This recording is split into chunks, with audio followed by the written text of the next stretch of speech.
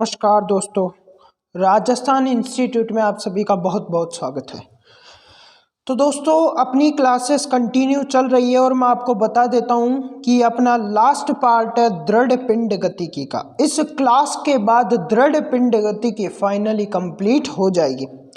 तो दोस्तों, आज की जो क्लास है उसकी शुरुआत हम यहाँ से करते हैं और आज का जो अपना टॉपिक है वो है नत तल पर लुढ़कना। ओके, ये जो टॉपिक है ये बहुत ज़्यादा इम्पोर्टेंट है। इससे रिलेटेड क्वेश्चन कैसे आते हैं उस पर भी अपन परिचर्चा यहाँ पे करेंगे, ठीक है। तो मैं आपको बता दूं कि अपनी क्लास में जितना भी जो भी मैंने पढ़ा है उसके नोट्स आप कंप्लीट बना लेना, मैंने नोट्स अपलोड करवा दिए हैं। तो शुरू करते हैं दोस्तों आज की क्लास को। तो देखिए, नत तल पर रोलिंग ऑन इनक्लाइन सरफेस, ठीक है। यानी हमारे पास एक इनक्लाइन सरफेस है इस तरह की, ये है हमारे पास एक नत तल। ओके, इस नत तल के ऊपर एक बॉल है, या ऐसा कह सकते हैं गोला है। ये गोला यहाँ पे रखा गया है। इस बॉल को यहाँ से छोड़ा जाता है तो क्या होगा, ये बॉल नीचे की तरफ गति करने लग जाएगी, यानी मोशन करने लग जाएगी। कहाँ की तरफ? नीचे की तरफ मोशन यानी गति करने लग जाएगी। तो ये बॉल जो ऊपर से नीचे की तरफ यहाँ पे क्या करने लग जाएगी, गति करने लग जाएगी। इस बॉल में कौन कौन सी गति आपको यहाँ पे दिखाई देगी? तो यहाँ पे दो प्रकार की गति होती हुई दिखाई देगी। दो प्रकार की गति आपको दिखाई देगी। दो प्रकार की गति कौन कौन सी होगी सर? तो पहली जो गति होगी वह यहाँ पे होगी घूर्णन गति, यानी रोटेशनल मोशन, घूर्णन गति। इंग्लिश मीडियम वाले लिख लीजिए रोटेशनल मोशन। और जो सेकंड नंबर का मोशन यहाँ पे होगा, जो दूसरी नंबर की गति यहाँ होगी रेखीय गति। इंग्लिश मीडियम वाले लिख लीजिए यहाँ पे लीनियर मोशन, रेखीय गति। तो यहाँ पे आपको rotational motion and linear motion होता हुआ दिखाई देगा दोनों में इसके अंतर्गत। तो जब किसी पिंड में रोटेशनल मोशन घूर्णन गति तथा लीनियर मोशन रेखीय गति एक साथ होती है तो उसे लुढ़कन गति यानी इनक्लाइन सरफेस पर, रोलिंग ऑन इनक्लाइन सरफेस यानी नत तल पर लुढ़कना कहते हैं। जब किसी पिंड में, लिख लीजिए, जब किसी पिंड में घूर्णन गति यानी रोटेशनल मोशन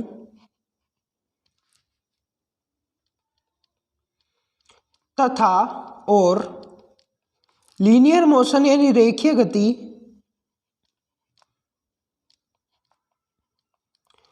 एक साथ होती है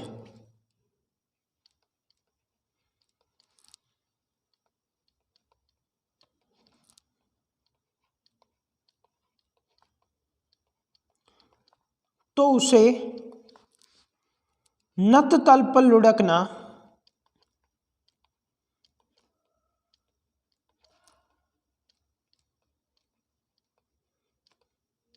या रोलिंग ऑन इनक्लाइन सरफेस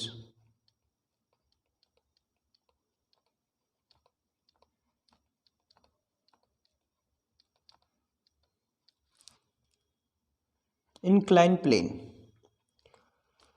कहते हैं। तो यहां तक की सभी बातें कंप्लीट है, ठीक है। अब देखो, ये जो बॉल यहां ऊपर से नीचे की तरफ जा रही है, इसके अंतर्गत क्या एक्सेलरेशन होगा कि नहीं? बिल्कुल, यहां पे त्वरण होगा, ठीक है। लेकिन जो यहां पे त्वरण होगा वह कितना होगा? तो वो जो त्वरण होगा वो यहां पर होगा g sin theta upon 1 + I upon mr square. अब मैं बता देता हूं कि ये सभी क्या है। ये इसका फॉर्मूला है, यहाँ पे जो त्वरण होगा वह इतना होगा। ओके, अब इसमें कौन क्या है वो भी बताना जरूरी है। तो ध्यान रखना, सूत्र के अंतर्गत जो हमारा g है वह है गुरुत्वाकर्षण बल, ग्रेविटेशन फोर्स, गुरुत्व बल, ग्रेविटेशन फोर्स है। जो यहाँ पर थीटा दे रखा है वह थीटा ये है। ओके, जो थीटा दे रखा है वो ये है। ओके, ध्यान रखना। जो यहाँ पर आई दे रखा है वो क्या है? तो आई है पिंड का मोमेंट ऑफ इनर्शिया यानी जड़त्व आघूर्ण, पिंड का जड़त्व आघूर्ण।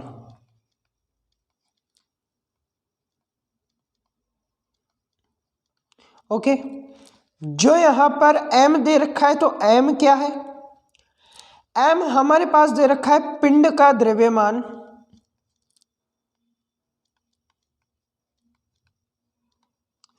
और जो हमारे पास r दे रखा है वो r दे रखा है कि अक्ष से जो कण है, मतलब जो अक्ष से दूरी है, त्रिज्या, या फिर इसकी बात करूं तो यह जो सेंटर ऑफ मास है उस एक्सिस, उस एक्सिस के अकॉर्डिंग यह घूर्णन गति कर रही होगी, रोटेशनल मोशन कर रही होगी ये बॉल। तो जिस एक्सिस के सापेक्ष जितनी दूरी तक द्रव्यमान वितरित है यानी मास वितरित है, उसकी लंबाई होगी हमारा r। तो r क्या हो जाएगी? जैसे गोले के लिए बात करूं तो त्रिज्या हो जाएगी गोले की, या वलय की बात करूं तो उसकी भी त्रिज्या हो जाएगी। यानी अगर मैं रिंग की बात करूं तो उसके लिए त्रिज्या हो जाएगी कि नहीं हो जाएगी? बिल्कुल हो जाएगी। अगर मैं छड़ की बात करूं तो छड़ के लिए क्या हो जाएगी? छड़ की लंबाई भी आप कह सकते हो, छड़ की लंबाई। ओके, तो यहाँ की जो फॉर्मूला है वो कंप्लीट है, क्लियर है। अब यहाँ पे समझने वाली बात ये है कि जो भिन्न भिन्न प्रकार के पिंड होते हैं उनके लिए जो पिंड इस इंक्लाइन प्लेन से रोलिंग करता है या जो है रोटेशनल मोशन करता है यानी नततल पर घूर्णन गति करता है, उस पिंड के लिए जो त्वरण होता है वह निश्चित होता है, वह डिपेंड करता है कि पिंड कौन सा है। जैसे मैं आपको यहाँ पे लिखवा रहा हूँ वो याद कर लो चाहे रट लो, वो आपके मर्जी की बात, क्योंकि आपको समझना पड़े। मैं समझाऊंगा कि निश्चित क्यों होता है वो भी समझाऊंगा, पर पहले आप अपने नोटबुक में लिख लीजिए कि किस पिंड के लिए इस नत तल पर या इंक्लाइन प्लेन पर जब रोटेशनल मोशन घूर्णन गति करता है तो उसका जो त्वरण होता है वह कितना होता है। जैसे मैं ठोस की बात करूं, ठोस गोला, ठोस गोला जो होता है, इंग्लिश भी लिख देता हूं, सॉलिड स्फीयर, सॉरी एक मिनट लिख देता हूं, सॉलिड स्फीयर। सॉलिड स्फीयर जो होता है उसके लिए जो ए का मान होगा वह निश्चित होगा और वह 0.7 जी साइन थीटा होगा। अब सर इसको याद करने से क्या फायदा वो भी बताऊंगा, बट अभी ध्यान रखो जितना मैं बोल रहा हूं। चकती की बात करूं तो चकती जो होती है जिसे हम डिस्क बोलते हैं, डिस्क, तो जो डिस्क होती है उसके लिए 0.67 जी साइन थीटा होता है। ओके, उसके बाद यहां पे बात किया जाए तो खोखला गोला, जो खोखला गोला होता है उस खोखले गोले की बात की जाए तो खोखला गोला यानी hollow sphere,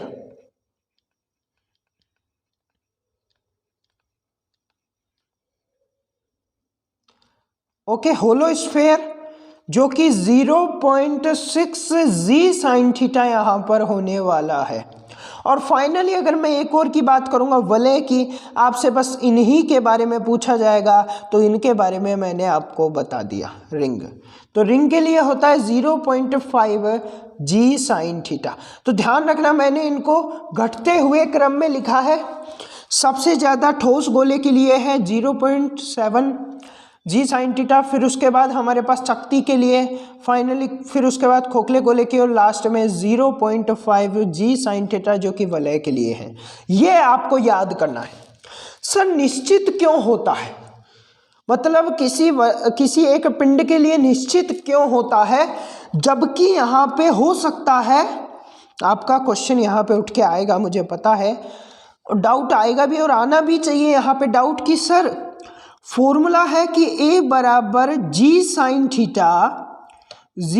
theta upon 1 plus I M R square. तो यहाँ पे हो सकता है कि किसी रिंग में जो त्रिज्या है r है वो क्या हो, किसी रिंग में जो r है, एक मिनट, किसी रिंग में r बड़ी हो और किसी में छोटा हो, किसी में r का मान बड़ा हो, किसी रिंग में छोटा हो। कोई रिंग ऐसी है जिसमें द्रव्यमान ज्यादा है और एक रिंग ऐसी है जिसमें द्रव्यमान कम है।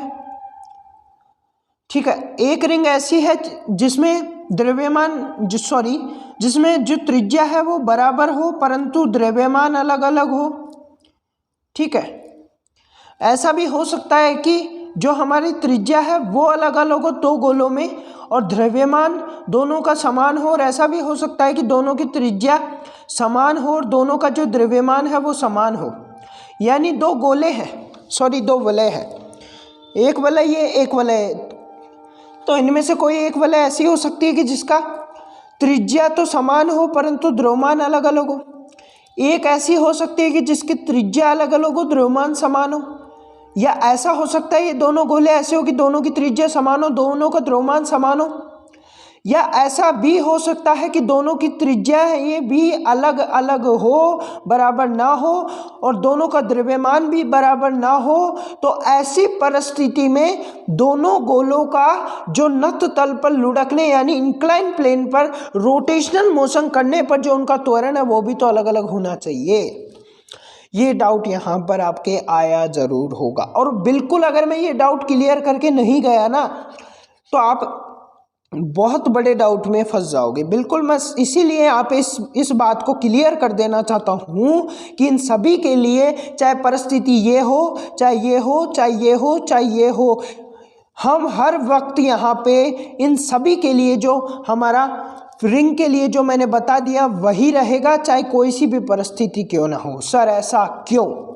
ऐसा इसीलिए, देख लो मैं आपको बता भी देता हूँ ऐसा क्यों।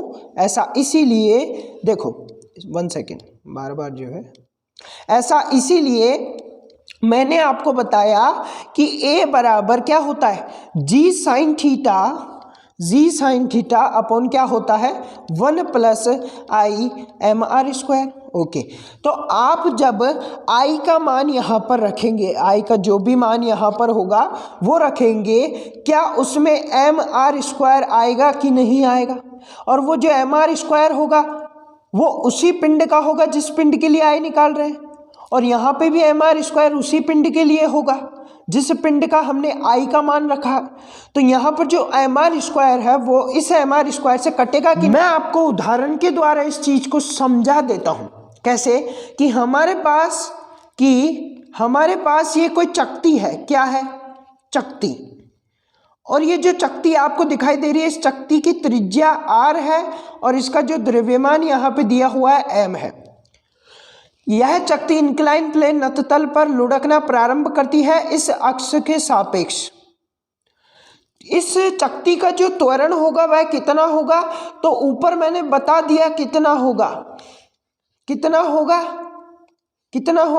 ये रहा 0.67 जी साइन थीटा। लेकिन सर आप कैसे कह सकते हो निश्चित होगा? बिल्कुल मैं सिद्ध करके बताऊंगा कि निश्चित होगा। कैसे?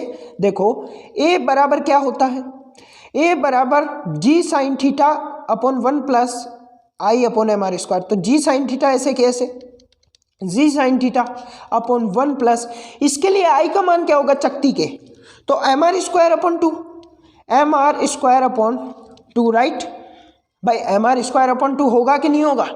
बिल्कुल होगा। और इसके लिए I का मान एम आर स्क्वायर अपॉन 2 है तो एम आर स्क्वायर अपॉन 2 लिख दिया। अब नीचे एम आर स्क्वायर है, एम आर स्क्वायर। अब यहाँ पे जो ऊपर वाला एम आर स्क्वायर है वो इसी चकती का है और जो नीचे वाला एम आर स्क्वायर है वो भी इसी चकती का है। तो यहाँ से M are square by M are square cut जाएगा तो बचेगा क्या, बचेगा यहाँ पे जी साइन थीटा अपॉन, ये हो जाएगा यहाँ पे, ये जब ऐड करोगे 1 प्लस 1/2 को तो ये हमारे पास हो जाएगा 3/2। ठीक है, और जब यह 2 ऊपर चले जाएगा 3 नीचे, यानी ये क्या हो जाएगा 2/3 जी साइन थीटा। अब यह 3/2 को जब आप काटोगे तो क्या होगा, तो ये हो जाएगा हमारे पास 0.57 जी साइन थीटा। तो मैंने कहा था कि नहीं, यहाँ पे द्रव्यमान और त्रिज्या यानी लंबाई दोनों पर निर्भर नहीं करता। कौन निर्भर नहीं करता? हमारा त्वरण दोनों पर निर्भर नहीं करता। तो ये चीज़ यहाँ पर क्लियर होनी चाहिए। चलिए क्वेश्चन यहाँ पे कर लेते हैं और क्वेश्चन देखते हैं क्या है, किस तरह का है। ओके, देखना क्वेश्चन क्या है। क्वेश्चन है कि 30 डिग्री के समतल नत समतल पर बिना फिसले लुढ़कती हुई गेंद के गुरुत्व केंद्र का रेखीय त्वरण क्या होगा। यानी एक हमारे पास इंक्लाइन प्लेन है, नततल है, जो कि 30 डिग्री एंगल पे झुका हुआ है। इस नततल के ऊपर एक बॉल रखी हुई है जो कि नीचे की तरफ गति कर रही है, रोटेशनल मोशन कर रही है, और इसका कोई एक्सेलरेशन है वो हमको निकालना है। तो बॉल क्या है? गोला है, और गोले के लिए ठोस गोला है। ठोस गोले के लिए मैंने निकलाया था जो ए होता है वह फिक्स होता है 0.7 जी साइन थीटा। भाई ये जो बॉल है भाई रबड़ की है, ध्यान रखना, क्योंकि बाद में आप क्वेश्चन करोगे क्या कि सर प्लास्टिक की बॉल तो खोखली होती है। नहीं भाई, रबड़ की है, गोला है, ठीक है, रबड़ की है, ध्यान रखना, ठीक है। तो 0.76 जी साइन थीटा इसका ए होता है। और ठोस क्यों है? मैंने ठोस क्यों बोला? सर यहाँ पे तो लिखा ही नहीं है कि ठोस है कि खोखला है। ठोस इसलिए बोला है, ये भी क्वेश्चन आपका जो है वाजिब हो सकता है कि ठोस इसलिए जब किसी पिंड के बारे में ना बताया जाए कि वह ठोस है तो खोखला, तब आपको हमेशा ठोस पिंड लेना है। ये ध्यान रखना, आज ही इस बात को अपने दिमाग में बैठा लो कि जब बताया ना गया हो कि पिंड ठोस है या खोखला, तो पिंड को ठोस लेना है। ओके, चलिए, तो हमारे पास इसका ए है 0. जी साइन थीटा, तो निकाल लेंगे हम ए बराबर 0.7 इंटू जी कितना होता है? 10 होता है। और हमारे पास थीटा जिस इंक्लाइन प्लेन पर, जिस नत्तल पर यह बॉल लुढ़क रही है, उसका थीटा 30 डिग्री है, यानी साइन 30। अब सॉल्व हो जाएगा आराम से। ए बराबर 0.7 इंटू 10 इंटू 1/7। अब सॉरी 1/2 होगा, 7 थोड़ी ना होगा। जब आप इसे सॉल्व करोगे तो ये कट जाएगा, 5 आ जाएगा यहाँ पे। तो यहाँ पे क्या होगा? 7 × 5 = 35, यानी 3.5। जो ए होगा वह 3.5 रेडियन पर सेकंड स्क्वायर यहाँ पे आ जाएगा। तो कौन सा ऑप्शन सही है? कौन सा ऑप्शन यहाँ पे सही है? 4th option right. ओके, तो इस तरह के क्वेश्चंस यहाँ पे आते हैं और इस तरह हमको यहाँ पे सॉल्व करने होते हैं। तो आई थिंक आपको ये सभी चीज़ें यहाँ पर समझ आ गई होगी। अब मैं कोणीय संवेग से रिलेटेड एक क्वेश्चन करवाऊंगा, उस पर भी फोकस कर लेना, उसके बाद क्लास एंड कर। पहले क्वेश्चन समझ लो क्वेश्चन क्या है, उसके बाद हम आगे चलते हैं। तो क्वेश्चन देखना, क्वेश्चन क्या है। क्वेश्चन हमको दिया हुआ है कि एक रिंग है। क्या है? रिंग, एक वलय है, और वलय का जो द्रव्यमान है वह m बराबर 2 kg है, और उसका जो d है यानी जो त्रिज्या आप कह सकते हो वह 10 मीटर यहाँ पे दी हुई है, और जो उसका f आवृत्ति यहाँ पे दी हुई है, f का मतलब आवृत्ति है, बहुत लोग तो कंफ्यूज ही हो जाएंगे आई थिंक, है ना। तो ध्यान रखना, आवृत्ति यहाँ पे दी हुई है 10 चक्कर प्रति सेकंड, 10 चक्कर प्रति सेकंड, ठीक है। और यहाँ पे आपसे कह रहा है कि जो कोणीय संवेग है, एंगुलर कोणीय संवेग L यहाँ पर ज्ञात कीजिए। तो L का जो फॉर्मूला होता है वो मैंने निकलवाया था, L बराबर I ओमेगा होता है एक फॉर्मूला। दूसरा फॉर्मूला होता है L बराबर PD होता है। अगर मैं पहला फॉर्मूला लगा के देखूँ तो लग जाता है, क्योंकि हम वलय के लिए I निकाल सकते हैं, ओमेगा निकाल सकते हैं, ठीक है। अगर मैं दूसरा फॉर्मूला लगाऊं तो उसके लिए हमें P चाहिए, रेखीय गति का, लीनियर मोशन का P। क्या निकल जाएगा? नहीं है, ना ही क्वेश्चन में दे रखा है, तो दूसरा फॉर्मूला नहीं लगेगा, पहला फॉर्मूला लग जाएगा। सॉल्व कर लो, इस तरह सॉल्व कर लो अब आप फटाफट से, और मैं भी करवा देता हूँ, वीडियो पोस्ट करके कर लेना, फिर मैं करवा देता हूँ। ओके ठीक है, करो। तो चलिए करते हैं। तो यहाँ पर हमें इस फॉर्मूले को लगाना है, L का मान आ जाएगा, तो हमें सबसे पहले I चाहिए और फिर ओमेगा चाहिए। सबसे पहले हम I निकालेंगे। जो रिंग है उस रिंग के लिए I का मान दो तरीके से हो सकता है, एक तो इस एक्सिस के लिए और दूसरा इस एक्सिस के लिए, लेकिन क्वेश्चन में दिया नहीं है। दोनों एक्सिस के लिए निकाल लेते हैं, दोनों एक्सिस के लिए निकाल लेते हैं। तो अपन इस एक्सिस के लिए क्या होगा I का मान, इस एक्सिस के लिए होगा mr² और इसके लिए mr²/2। ओके, ठीक है, तो दोनों एक्सिस के लिए आई का मान हो चुका है। अब हमें ओमेगा चाहिए। ओमेगा कैसे निकालेंगे? ओमेगा निकालेंगे, मैं आपको बता देता हूँ। ओमेगा बराबर क्या होता है? ओमेगा बराबर होता है थीटा बाई टी, जिसको मैंने लिखवाया था 2 पाई बाई टी, और मैंने बताया था कि जो आवृत्ति होती है वो बराबर होती है 1 बाई टी के। तो यहाँ से टी बराबर 1 बाई आवृत्ति कर सकते हैं। तो यहाँ पे जो 2 पाई एफ, क्या ये ओमेगा का फॉर्मूला आया कि नहीं? अब आप सॉल्व कर लीजिए, बहुत आसान है, कोई भी बड़ी बात यहाँ पे बिल्कुल भी नहीं है। तो क्या है? 2 इंटू 22/7 इंटू 10। जब आप इसे सॉल्व करेंगे तो यहाँ पे जो आंसर आएगा वह हमारे पास आएगा 62.6 रेडियन पर सेकेंड। ओके, तो ओमेगा भी आ चुका है हमारे पास, ओमेगा भी आ चुका है, आई भी आ चुका है, और सॉल्व कर लेते हैं बस। चलिए, तो दोनों एक्सिस के लिए निकालेंगे। ध्यान रखना, क्योंकि एक्सिस दिया नहीं है, फिर ऑप्शन में ऐसा कोई क्वेश्चन दिया हो जिसमें एक्सिस ना दिया हो, दोनों एक्सिस के लिए निकाल लो। वैसे दे के रखेगा एक्सिस, टेंशन मत लेना, नहीं दिया हो तो निकाल लेना और फिर ऑप्शन में देख लेना, जो भी ऑप्शन मिलता है सही कर देना। ठीक है, चलिए देखिए, पहला सॉल्व करते हैं। एल बराबर पहले इसके लिए निकालेंगे, तो एल बराबर जो आई का मान है mr², और ओमेगा हमने कितना निकाला? 62.6। यहाँ पे वलय के लिए जो m का मान है वो दिया हुआ है, कितना दिया हुआ है? 2 kg। 2 kg यहाँ पे दिया हुआ है, तो 2 kg यहाँ पे ध्यान रखना, 2 kg। ओके, तो 2 kg इंटू आर हमारे पास दी हुई है 10 मीटर, तो इंटू 10 का स्क्वायर इंटू 62.6। जब आप इसे सॉल्व करेंगे तो यहाँ पे जो एल का मान आपके सामने निकल के आएगा वो कितना आने वाला है? जो एल का मान यहाँ पे निकल के आएगा वह आएगा 31.30। सॉरी, 31.30 नहीं, 31.30 नहीं आएगा। एक मिनट, मिस्टेक हो गई। 3 इसको मल्टीप्लाई जब इससे करेंगे तो ये आएगा यहाँ पे 3130 आएगा। ओके, 3130। इसकी जो मात्रा का वो यूनिट भी लिखना होगा आपको, किलोग्राम मीटर स्क्वायर प्रति सेकंड। ओके, तो यहाँ पे पहले के लिए एल का मान निकाल लिया, दूसरी वलय के लिए एल का मान निकाल लेते हैं। चलिए, दूसरी वलय के लिए एल का मान निकालेंगे तो इसके लिए एल का मान क्या होगा? एल बराबर क्या होता है? एल बराबर आई ओमेगा होता है। आई इसके लिए कितना है? आई इसके लिए कितना है? mr²/2। ओमेगा कितना दे रखा है हमको? 62.6। हमारे पास m है 2, r दे रखा है 10 का स्क्वायर अपॉन 2, 2 से 2 गया और ये बैठेगा हमारे पास 62.6। ओके, एक मिनट, गलत लिखा गया है ना, 62.6। तो ये यहाँ पे ध्यान रखना, जब आप इसे सॉल्व कर लोगे, ये मैथमेटिक चीज़ है, आप सॉल्व कर लेना, खुद सेल्फ भी सॉल्व कर सकते हो आप। जब आप इसे सॉल्व कर लोगे भाई, जब आप इसे सॉल्व कर लोगे ना, तब आपको आंसर यहाँ पे मिल जाएगा। तो देखिए दोस्तों, यहाँ तक की सभी चीज़ें आई थिंक आपको समझ आ गई होगी।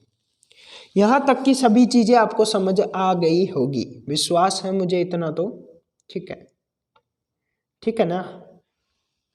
चलिए, ये ऊपर डी ध्यान रखना, डी नहीं है, ये आर है। ठीक है, आर कर लो इसको, आप डी लिख दिया था मैंने, आर ही कर लो। आर ही कह रहा था ना मैं बार बार कि आर है ऊपर, ये आर दे रखा है 10 मीटर। तो ये ध्यान रखना, ये हमारे पास आर दे रखा है। ओके, तो यहाँ तक की सभी बातें कंप्लीट है। चलिए, अब देखिए एक और सिंपल सा क्वेश्चन और कर लेते हैं क्वेश्चन, फिर उसके बाद चैप्टर को एंड करते हुए टाटा बाय बाय, और फिर ऊष्मागतिकी वाला चैप्टर कल स्टार्ट करेंगे।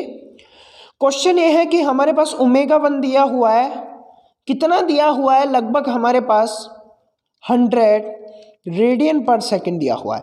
ओमेगा 2 हमको निकालना है और हमारे पास जो थीटा दे रखा है वह दे रखा है लगभग हमारे पास जो है 1200 रेडियन दे रखा है, और जो एक्सेलरेशन है वो भी हमको दिया हुआ है लगभग जो है 10 रेडियन पर सेकेंड।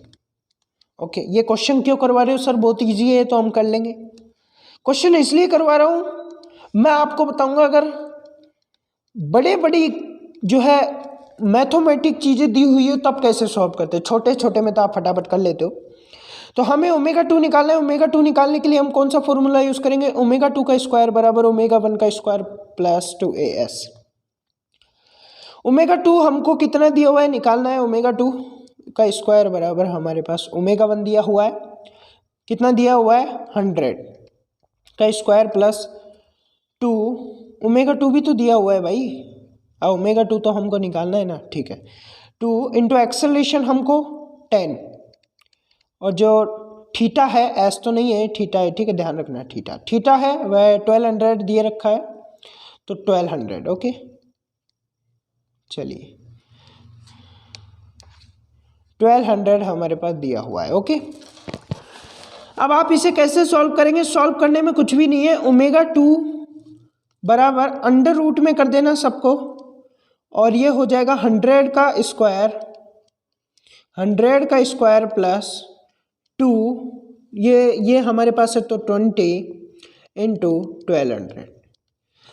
इतनी बड़ी जब इक्वेशन दे रखी हो तो मैं वैसे आती नहीं इतनी बड़ी, मैं लिख रहा हूँ आपको मान लो मैं कोशिश ये करता हूँ कोई भी चीज़ मेरे पढ़ाए हुए से बाहर नहीं जाए, इसलिए मैं सब तरीके से आपको समझाने का प्रयास करता हूँ।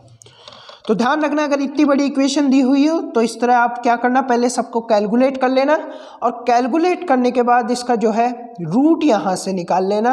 रूट निकाल लोगे तो ओमेगा 2 यहाँ पे निकल के आ जाएगा, जो कि मैथमेटिकली सॉल्व करना है, जो आप कर सकते हैं। आप कॉम्पिटिशन एग्जाम की तैयारी कर रहे हैं तो आप सेल्फ कर सकते हैं। तो चलिए दोस्तों, आज की क्लास को इस चैप्टर के समाप्त होने के साथ साथ समाप्त करते हैं, और मिलते हैं नेक्स्ट चैप्टर के साथ आपको नेक्स्ट क्लास में। Tata bye bye, see you letter.